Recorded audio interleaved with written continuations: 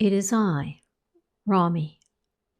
Here's what we are doing, and it has everything to do with you. The purely, unadulterated, divine spirit has now made its home on the earth. Instead of only having the natural world and the human world, we now have a new world. Yes, you read this correctly. Although Christ lives in and interacts with the natural world and the human world, it is not of either one. It stands alone. Christ's power is affecting both worlds by its mere presence. The new world is helping the two ancient worlds to progress.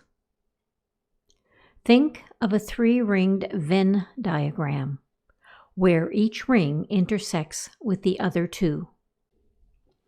This is a new phenomenon, ladies and gentlemen. Up until very recently, the Earth project was only a two-ringed Venn diagram. Eventually, the three rings will disappear and there will be only one. The remaining ring represents a unified world on the earth where there is no more resistance. Everything will be divine, and anything that isn't will not be here any longer. This, obviously, is a tall order, but we are fully committed to fulfilling it. You, as Christ, or more aptly put, Christ as you, will be supported through unity and relationship with the unseen. Christ, in turn, can support itself in others, and many of you are doing this as I speak. You are listening to one another.